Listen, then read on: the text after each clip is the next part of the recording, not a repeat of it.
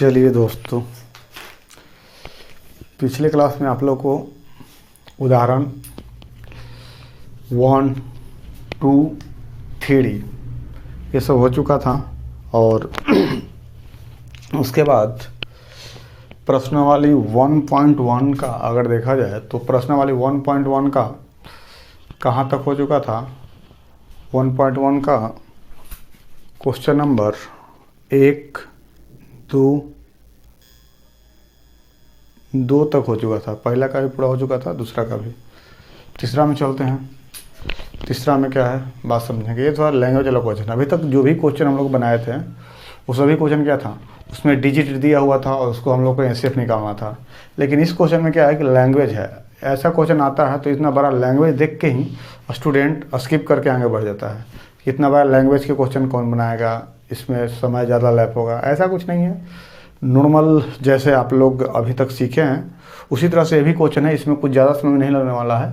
बस ऐसा question NCERT में 2 ही दिया हुआ है, बाकी और अलग अलग बुक में होंगे। लेकिन एनसीईआरटी का अगर हम बात करें तो ये 2 क्वेश्चन है। अगर ये 2 क्वेश्चन आगे समझिए कि रट्टा मार एनसीईआरटी है और बाकी अलग से भी रहेगा। तो इस क्वेश्चन को सोल्व कैसे करना है इसका तरीका हम बताते हैं और इसमें चलते हैं। तो देखें कि इस क्वेश्चन में बोलता है, अगर हम उदाहरण नंबर 4 की बात करते हैं तो उदाहरण नंबर 4 क्या कहता है। ये कहता है कि एक मिठाई विक्रेता के पास 420 काजू की बर्फियाँ और 130 बादाम की बर्फियाँ हैं। बात समझिएगा, 430 काजू की बर्फियाँ, 420 काजू की बर्फियाँ और 130 क्या है बादाम की बर्फियाँ हैं। उसके बाद कहता है कि बर्फियाँ है वह इनकी ऐसी ढेरियाँ बनाना चाहती है कि प्रत्येक ढेरी में बर्फियों की संख्या समान रहे। बर्फी की संख्या क्या रहे, समान रहे। बर्फियों की संख्या समान रहे तथा ये ढेरियाँ बर्फियों की परात मतलब जिसमें बर्फी रखा जाए तो उसको परात बोलते हैं। तो परात में न्यूनतम स्थान घेरे। न्यूनतम स्थान घेरे कहने के मतलब यह पे कन्फ्यूजन आने लगता है। न्यूनतम स्थान घेरे, अभी तक हम लोग ने एचसीएफ के मतलब समझा था कि हाईएस्ट कॉमन फैक्टर, यानी अधिक से अधिक क्या कॉमन ले सकते हैं उसी को क्या बोलते थे, एचसीएफ। और इसमें क्या है कि न्यूनतम आ गया, यहाँ तो उच्चतम है नहीं, अधिक से अधिक तो है नहीं, यहाँ कम से कम या न्यूनतम दे दिया। तो न्यूनतम सर तो फिर ये तो अलग हो गया। तो यहाँ बात समझिएगा, न्यूनतम कहने का मतलब अगर मान लेते हैं कि ये परात है, ये परात है, तो स्थान ऐसे करके मानते हैं कि 3 को पार्ट्स में डिवाइड कर दिए। तो स्थान एक ये है, एक ये है, एक ये है। अगर हम कहते हैं कि इसमें न्यूनतम स्थान घेरे, मतलब कि परात का जगह कम घेरे, ना कि बर्फी कम से कम हो। परात की जगह क्या घेरे, कम घेरे, और कम घेरते हुए भी बर्फी अधिक से अधिक हो, यानी कम स्थान में अधिक से अधिक बर्फियाँ क्या किया जाए, हटाया जाए। तो अधिक से अधिक बर्फियाँ अगर हटाएंगे तो अधिक से अधिक कहने का मतलब क्या हो गया, हाईएस्ट कॉमन फैक्टर, एचसीएफ। ठीक है, तो इसका क्या निकालेंगे, एचसीएफ निकालेंगे। इन काम के लिए प्रत्येक ढेरी में कितनी बर्फियाँ रखी जा सकती है। प्रत्येक ढेरी में, यानी ढेरी जब इसका बनाएंगे तो परात तो 1200 है, लेकिन उस परात में ढेरी अलग अलग बनाएंगे तो उस ढेरी में कितना बर्फियाँ रखी जा सकती है, इसके बारे में पूछा है। तो चलिए हम लोग वही करेंगे। क्या करेंगे, एचसीएफ निकालेंगे। तो एचसीएफ कैसे निकालेंगे, हम जानते हैं कि सबसे पहले किसको लिखते हैं, छोटा वाला को लिखते हैं। तो छोटा इसमें कौन है, हल। छोटा कौन है, 420 या 130। तो 130 छोटा है, तो 130 को पहले लिखेंगे और 130 से किसको भाग देंगे, 420 को, 420 को। अब देखिए कितना मरतबे चला जाएगा, 3 मरतबे, इतना हो जाएगा। 0 ये हो गया, 10 2 12 से 9 3 12, 3 हो गया, 30 हो गया। फिर इसको क्या करेंगे, ऐसे घेरेंगे और इसको ऐसे करेंगे। यहाँ पे कितना लिखेंगे, 130 हो गया। और ये कितना टाइम चला जाएगा, 4 मरतबे, 1 to 0 और ये हो जाएगा 10। फिर इसको क्या करेंगे, ऐसे करेंगे, यहाँ पे लिखेंगे 30 और एक कितना मरतबे चल जाएगा, 3 मरतबे 30, सुन आ गया। तो यहाँ पे जो 10 आया, ये 10 का हुआ, इसका SCF हो गया, ये 10 का हो गया, SCF हो गया, SCF हो गया।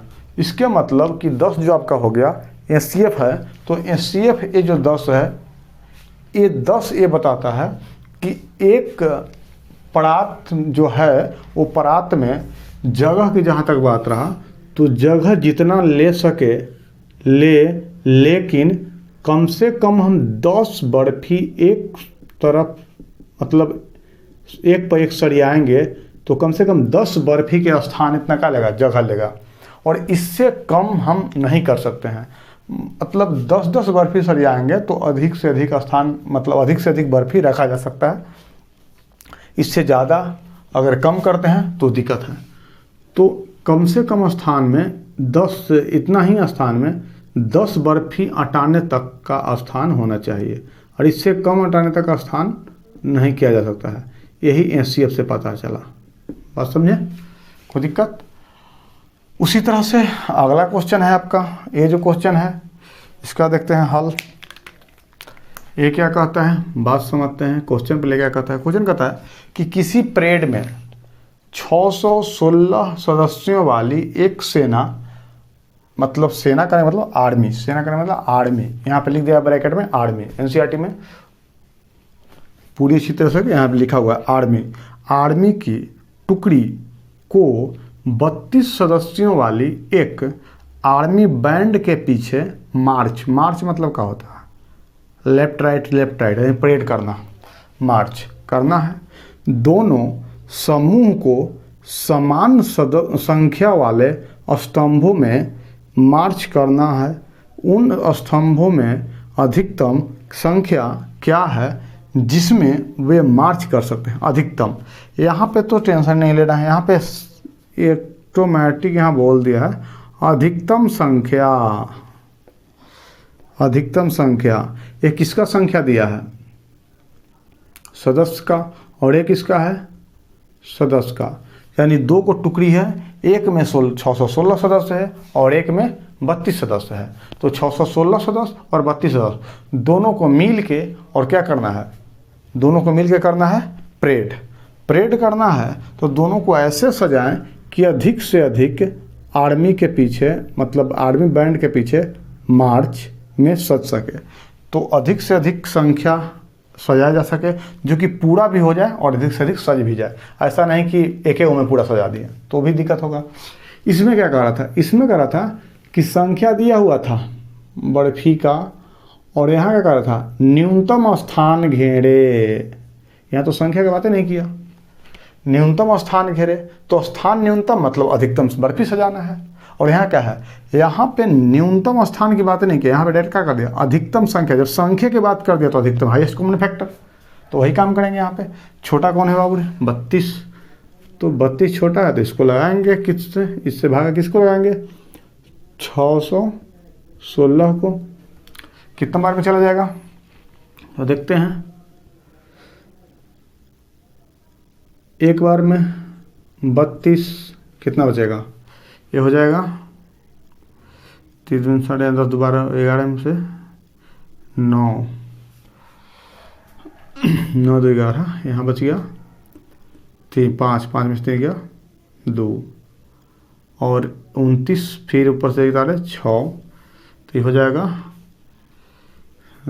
जाएगा 9 मरतबे देखते हैं लगा के, 9 3 18 की 8, और 9 3 27 और 1 28,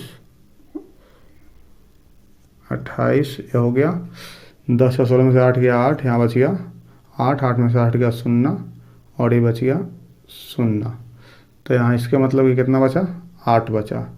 तो फिर 8 जब इस शेषफल आ गया, तो शेषफल जब आ गया, हम बताए थे कि ये क्या होता है, इसको बोलते हैं A और इसको बोलते हैं B, या इसको बोलते हैं Q, या इसको क्या बोलते हैं R। तो हमेशा B से A में भाग देते हैं। जब शेषफल बचता है तो फिर शेषफल को क्या करते हैं, शेषफल से भाग देते हैं बी में। शेषफल से किस में भाग देंगे, बी में। तो बी का मान क्या है 32। तो कितना टाइम जाएगा 4 मरतबे 32, यहाँ शून्य आ गया। इसके मतलब कि जो 8 हो गया एक हो गया 8 SCF, यानी 8 क्या हो गया 8 सेना लगाया जा सकता है इसमें से और इसमें से 8 सेना के अगर लाएंगे तो सही तरीके से आर्मी पीछे बैंड मतलब बैंड के पीछे आर्मी का मार्च सही तरह से सज पाएगा। कितना 8 सेना लगाया जाए तो 8 को, चलिए 8 को इससे 8 को ऐसे कर करके लगाया जाए तो सज सकता है। आगे बढ़ते हैं अगला क्वेश्चन पे चलते हैं। इसी का हम लोग 3 के बाद चौथा देखते हैं, चौथा क्या कहता है, तो इसको साफ करते हैं, उसके बाद अगला क्वेश्चन लिखते हैं। चलिए अब प्रश्नावली 1.1 का कितना तक हो गया था, 3 तक हो गया था। 4 और 5 में चलते हैं। 4 में क्वेश्चन क्या कहता है, बात समझते हैं। 4 में क्वेश्चन कहता है कि यूक्लिड विभाजन प्रमेयिका का प्रयोग करके, अब देखिए यूक्लिड विभाजन प्रमेयिका था क्या, सबसे पहले यूक्लिड विभाजन प्रमेयिका था क्या। यूक्लिड विभाजन प्रमेयिका था कि 2 गो ए और बी धनात्मक पूर्णांक अगर लेते हैं तो उसके लिए 2 गो पूर्ण संख्या विद्यमान होता है बी क्यू और आर के रूप में, और द्वितीय पूर्ण संख्या का होता है विद्यमान होता है किसके रूप में, क्यू और आर के रूप में। यहाँ पर नहीं लिखे हैं, 2 अद्वितीय पूर्ण संख्याएं क्यू एवं आर के रूप में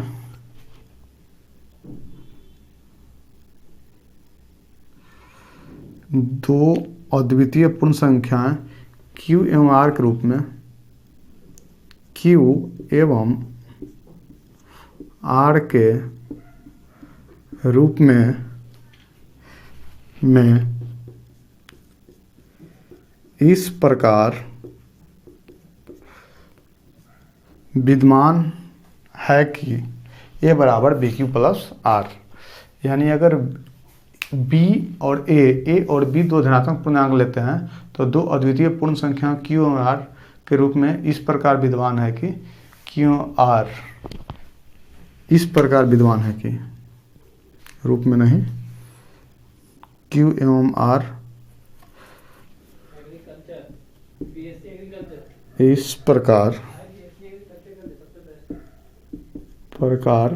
विद्यमान है कि ए बराबर बी क्यू प्लस आर। देखिए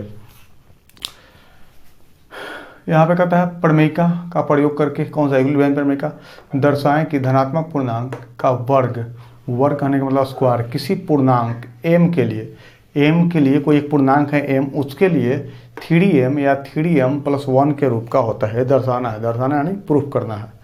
अब बस समझिएगा। उसी तरह से नीचे भी क्वेश्चन है 5 नंबर, कहता है यूक्लिड विभाजन प्रमेयिका का प्रयोग करके दर्शाएं कि किसी धनात्मक पूर्णांक का घन मतलब क्यूब 9m या 9m प्लस 1 या 9m प्लस 8 के रूप का होता है। ए और ए दोनों इससे पहले ही बताए हैं कि विषम संख्या दर्शाने के लिए, सम संख्या दर्शाने के लिए, उसी तरह से इसमें वर्ग आ गया है, घन आ गया है, ऐसा क्वेश्चन भी आता है। तो चलिए पहले 4 बना ले या 5 बना ले, पहले हम 5 ही बना लेते हैं क्योंकि नीचे में आइए तो पहले इसी को क्लियर करते हैं, उसके बाद फिर 4 बना लेंगे। चलिए 5 हो सकता है मिटाने पड़ेगा क्योंकि थोड़ा सा लंबा जाएगा, तो पहले इसको कवर कर लेते हैं, देखते हैं कितना कहाँ तक दिखाई दे रहा है। ठीक है सही है, यहाँ तक चलाएगा। चलिए तो कहते हैं सबसे पहले यूक्लिड विभाजन प्रमेयिका का प्रयोग करके यहाँ पे जो दिया होता है उसको हम लोग, जैसे यहाँ देखिए 9m प्लस 1 9m प्लस 8 ऐसे है।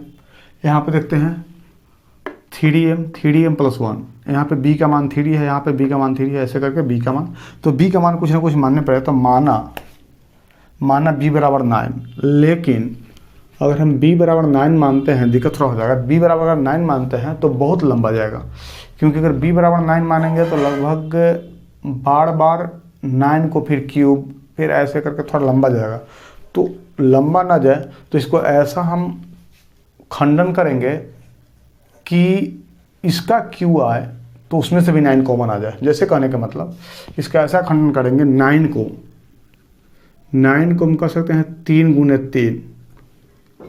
3 का अगर हम क्यू करते हैं तो 27 होता है, और इसमें से भी हम 9 कॉमन ले सकते हैं। यानी मेन तो मुझे क्या करना है कि 9 कॉमन लेना है। जैसे यहाँ पे 3 कॉमन लेना था, यहाँ पे 9 कॉमन लेना है, तो मेन क्या करना है 9 कॉमन लेना है। तो चलिए पहले इसी को बनाते हैं, नहीं इसे अब लग गया तो वहीं रहते हैं। 9 कॉमन लेना है तो हम 3 अगर बी के मान लेते हैं, थोड़ा सा आसान पड़ेगा 3 पे। इससे कोई अब किसी को माइंड में चल रहा होगा इस तरह अगर 3 लेते हैं तो गलत तो नहीं होगा, एकदम गलत नहीं होगा, क्योंकि मेन यहाँ प्रूफ करना है। तो प्रूफ करने के लिए हम 9m यानी दर्शाएं कि किसी धनात्मक पूर्णांक का घन, यानी कोई भी पूर्णांक हम ले सकते हैं जिसका घन 9m प्लस 1 के रूप का होता है। किसी भी धनात्मक पूर्णांक को ले सकते हैं, ऐसा नहीं है कि 9m को लें, मतलब 9 को ही लें या 5 को ही लें या किसी को ही लें। बस ध्यान ये देना है कि इसका खंडन करने के बाद हम जब क्यू करें तो उसमें से भी कॉमन ले तो 9 आना चाहिए, क्योंकि 9 आएगा तभी दर्शा सकते हैं। तो चलिए यहाँ पर बता दिए 9 को कॉमन किया, खंडन किया तो 3, फिर 3 को अगर क्यू करते हैं तो 27 में से 9 कॉमन ले सकते हैं। तो इसी तरह से आगे बढ़ते हैं, हम देखते हैं। सिंपल याद रखिएगा, यहाँ पे क्या लेना है 9m के जगह पे हमको b का मान लेना है। b बराबर माना b बराबर 3। जब b बराबर 3 तो a बराबर क्या हो जाएगा, a बराबर bq प्लस r। इसके मतलब कि 3q और प्लस क्या हो जाएगा r।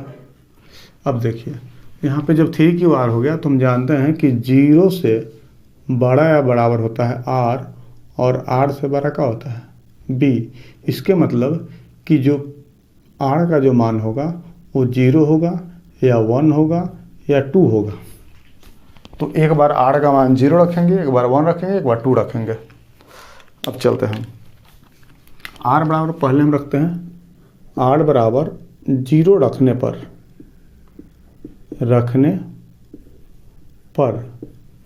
r बराबर जब 0 रखते हैं तो a बराबर क्या हो जाएगा, a बराबर हो जाएगा 3q प्लस 0, यानी a बराबर हो जाएगा 3q।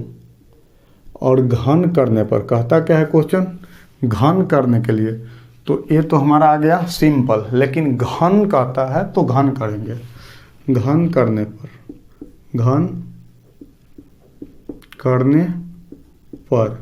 तो घन करने पर क्या हो जाएगा, घन करने पर हो जाएगा AQ बराबर 3 का Q कहने का मतलब कि 27Q हो जाएगा। 3 का अगर Q करते हैं तो देखिए 3Q का अगर हम Q करते हैं तो कितना हो जाएगा, AQ बराबर 27Q का क्यूब। इसका मतलब कि हम कॉमन क्या लेना है, यहाँ लाना क्या है 9, तो 9 कॉमन लेने की कोशिश करते हैं, यानी AQ बराबर हो जाएगा 9 कॉमन लेते हैं तो 3Q का Q हो जाएगा। जब 3Q का Q होगा यानी M, इसको क्या मान लेंगे M, क्योंकि हमको 9M लाना है तो इसको क्या मान लेंगे M। तो माना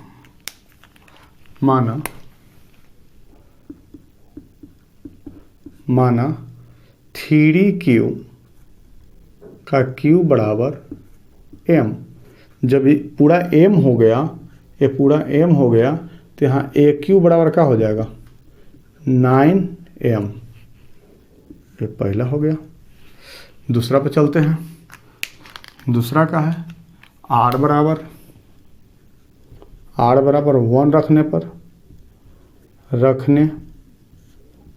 पर जब 1 रखते हैं R बराबर तो क्या होगा, A बराबर 3Q और प्लस में 1। घन करने पर जब घन करेंगे तो AQ बराबर 3Q प्लस 1 का होल क्यूब। अगर इसको A मानते इसको B मानते हैं तो a प्लस बी का होल क्यूब क्या होता है, यहाँ लिख लीजिएगा a प्लस बी का होल क्यूब बराबर होता है A cube plus B cube plus 3 A square B plus 3 A B square. ये होता है फार्मूला।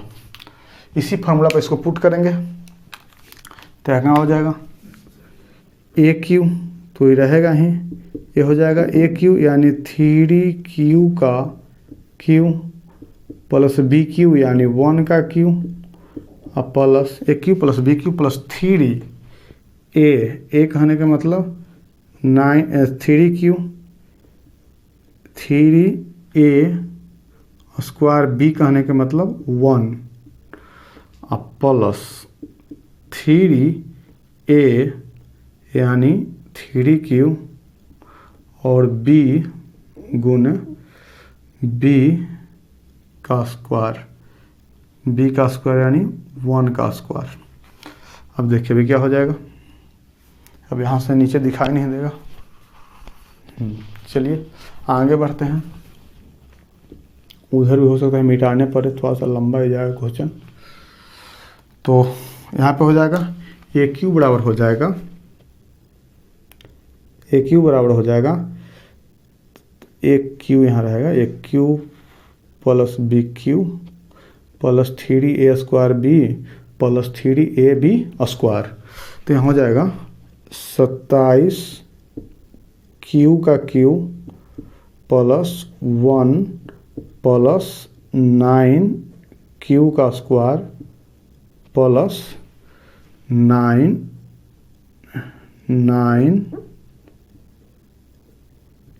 क्यू और बस इतना ही होगा। इसको देखते हैं तो ए क्यू बराबर जितना दिया है तो ध्यान दीजिएगा, ए क्यू बराबर क्या है 27 क्यू का क्यू, 27 क्यू का cube plus 9 q, 9 q a cube plus B cube plus 3 A square. 9 q कैसे होगा, ए स्क्वायर हो जाएगा ना, तो ए स्क्वायर होगा तो 3 इंटू 9 क्यू का स्क्वायर 27 क्यू अब प्लस 27 क्यू का स्क्वायर और प्लस 9 क्यू और प्लस में क्या हो जाएगा 1। अब देखिए ए क्यू बराबर हो जाएगा, ये पूरा में अगर हम देखें तो यहाँ से क्या कॉमन ले सकते हैं, हमको लाना मेनली क्या है 9 लाना है। यहाँ तक हम क्या कॉमन ले सकते हैं, कॉमन लेंगे 27 में से 9 ले सकते हैं, क्योंकि 9 लेंगे तभी तो 1 आएगा, 9 लेंगे तब फिर एम तब 1 तो ठीक है 9 लेना है। तो 9 अगर कॉमन लेते हैं तो यहाँ क्या बच जाएगा 3 क्यू का क्यू और प्लस 3 क्यू का स्क्वायर और प्लस क्यू और प्लस में क्या बचेगा 1। अब क्या करेंगे कि इसके बराबर का मान लेंगे, इसके बराबर मान लेंगे m। तो माना 3 क्यू का क्यू प्लस 3 क्यू का स्क्वायर प्लस क्यू बराबर m। तो यहाँ क्या हो जाएगा ए क्यू बराबर 9, ये पूरा m हो गया और प्लस का हो जाएगा 1, ये हो गया 2। अब 3 में चलते हैं। 3 क्या कहता है, 3 r बराबर 2 रखने पर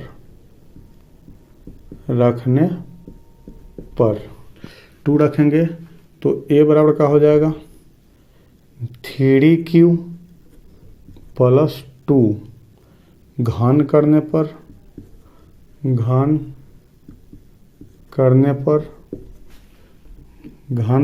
क्या होगा देखते हैं। घन करेंगे तो ए क्यू हो जाएगा, अब बराबर 3 क्यू प्लस 2 का होल क्यूब, तो क्या हो जाएगा ए क्यू बराबर 3Q, यानी 3Q कहने का मतलब ए क्यू प्लस बी क्यू, तो ए क्यू यानी 3Q का क्यू प्लस बी क्यू कहने का मतलब 2 का क्यू प्लस 3 ए स्क्वायर कहने का मतलब 3Q का स्क्वायर प्लस 2 गुने 2 प्लस 3Q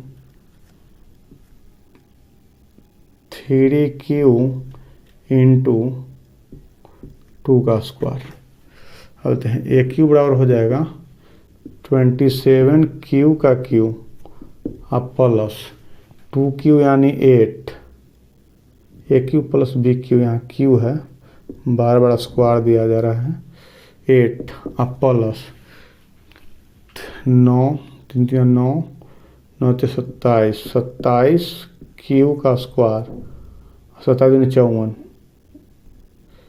54 Q का स्क्वायर प्लस 3 3 9 दूनी 18 Q, 3 3 9 9 चौक 36 हो जाएगा, 36 कैसे 3 3 9 और 2 का स्क्वायर 4, तो 9 चौक 36 यहाँ हो जाएगा। अगर इसको हम करते हैं ए क्यू बराबर 27Q का क्यू प्लस 54Q का स्क्वायर प्लस 36Q और प्लस 8, तो ये पूरा में से हम क्या कॉमन लें, क्योंकि ये तो 8 ठीक है, 8 लाना है तो 8 सही है, लेकिन ये पूरा में से क्या कॉमन लें 9, तो ए क्यू बराबर 9 कॉमन लेते हैं तो 9 3 27 3Q का क्यू प्लस 9 6 54 6Q का स्क्वायर और प्लस 9 9 चौक 36 4Q अब प्लस में क्या है 8 है। ये पूरा के बराबर हम क्या मान लें, ये पूरा के बराबर अगर हम m मान लेते हैं, ये पूरा के बराबर अगर हम m मान लेते हैं, माना m बराबर 3Q का क्यू प्लस 6Q का स्क्वायर प्लस 4Q, तो यहाँ पे क्या हो जाएगा ए क्यू बराबर हो जाएगा 9, ये पूरा m है यानी m और प्लस 8, ये क्या हो गया 3 हो गया। दर्शा दिए समीकरण 1 2 3 से स्पष्ट है कि एक प्रमेयिका से कोई भी पूर्णांक 9m प्लस 1 या 9m प्लस 8 के रूप का होता है। ये हो गया, बस काम खत्म। चलिए इसको एक बार फिर समझ लेते हैं। देखिए बात समझिएगा, यूक्लिड विभाजन प्रमेयिका का प्रयोग करके दर्शाएं कि किसी धनात्मक पूर्णांक का घन 9m प्लस 1 या 9m प्लस 8 के रूप का होता है।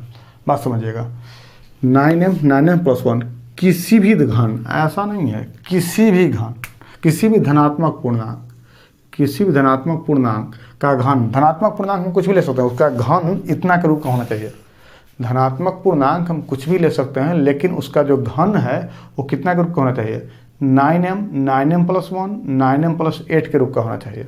अब पूर्णांक हम क्या लेते हैं मेरे पे डिपेंड है। तो बात समझिए, यूक्लिड विभाजन प्रमेयिका से ये सबसे पहले लिखें, क्योंकि यूक्लिड विभाजन प्रमेयिका का ही प्रयोग करना है, तो इसको लिखेंगे a और b दो धनात्मक पूर्णांक के लिए दो अद्वितीय पूर्ण संख्या q और r इस प्रकार विद्यमान है कि a बराबर बी क्यू प्लस आर, मेरा रटा रटाया लैंग्वेज है, तो इसमें कुछ हेर फेर नहीं करना है, इतना एकदम पोपट की तरह रटा रटाया लैंग्वेज लिख देना है। इसके आगे बात करते हैं, जब देखेंगे कि यहाँ पे क्या रखें कि 9 मेरा कॉमन आ जाए, तो क्या अब कोई ऐसा रखेंगे पूर्णांक, क्यों किसी भी धनात्मक पूर्णांक रख सकते हैं, तो 9 को पहले खंडित करेंगे, तो 9 को खंडित करने पर किसका मतलब किसका किसका खंड बनता है, तो 9 3 और 3 का खंड बनता है। इसका मतलब कोई भी एक 3 को अगर रखते हैं तो फिर उसका क्यूब करेंगे तो उसमें से 9 कॉमन ले सकते हैं। अभी हम उस समय बताए थे कि कोई भी हम मतलब 9 को अगर हम खंडित करते हैं 3 3, तो 3 3 खंडित करने के बाद हम 3 को क्यूब करेंगे, क्योंकि यहाँ घन है तो क्यूब करना ही होगा, क्यूब करेंगे तो भी उसमें से कॉमन लेंगे तो 9 मेरा आ जाएगा, तो कोई दिक्कत नहीं है खंडित करने में, खंडित हम कर सकते हैं।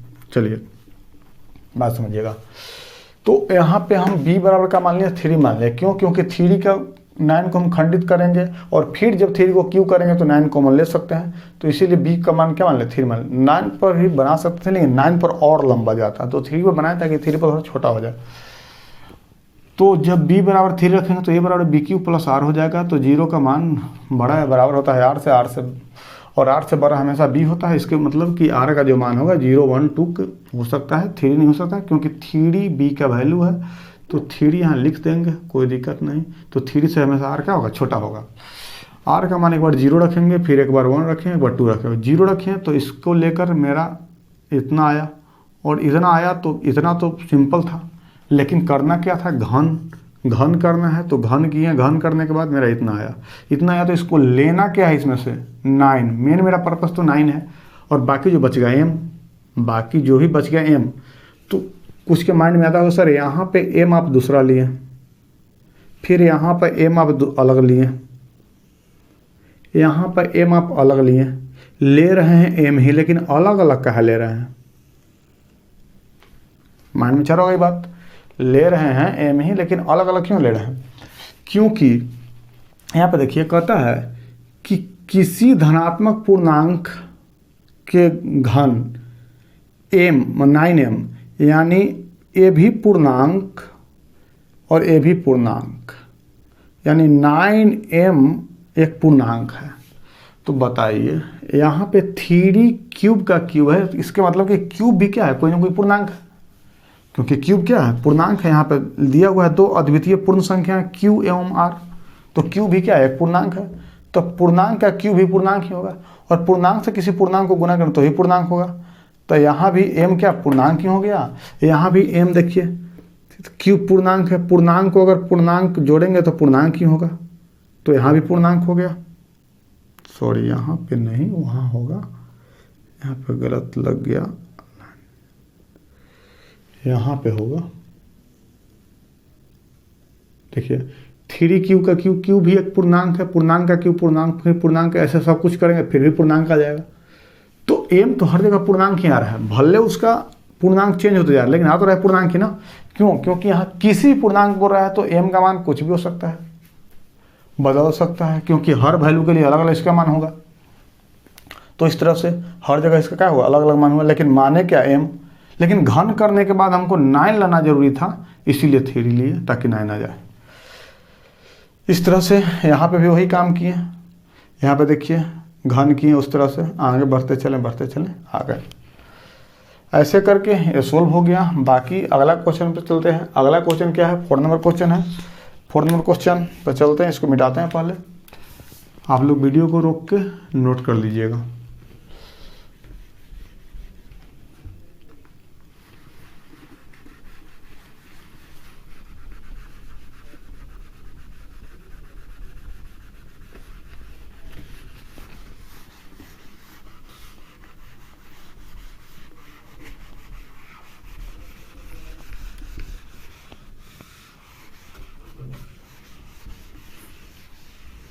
फाइव का हो गया, ये 4 का हल करते हैं। 4 का हल करते हैं। देखिए 4, 5 तो खत्म हो गया। 4 यूक्लिड विभाजन प्रमेय का, जहाँ ये बात आवे यूक्लिड विभाजन प्रमेय का काम करता हूँ, इतना लैंग्वेज लिख देना है का प्रयोग करके, प्रयोग किए इतना लैंग्वेज लिखे। दर्शाएं कि किसी धनात्मक पूर्णांक का वर्ग, किसी धनात्मक पूर्णांक का वर्ग किसी पूर्णांक m कोई भी पूर्णांक हो सकता है, बात समझिएगा, के लिए m के लिए 3m या 3m+1 के रूप का होता है। इसके मतलब कि m जो है कोई भी पूर्णांक हो सकता है।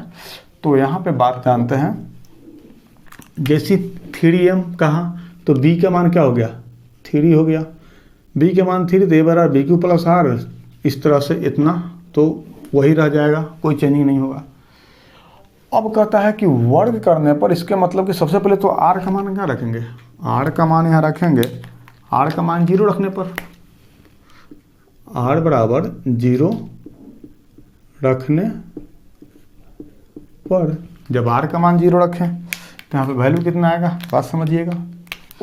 a बराबर का हो जाएगा, a बराबर 3dq + 0, तो ए बराबर क्या हो जाएगा 3q।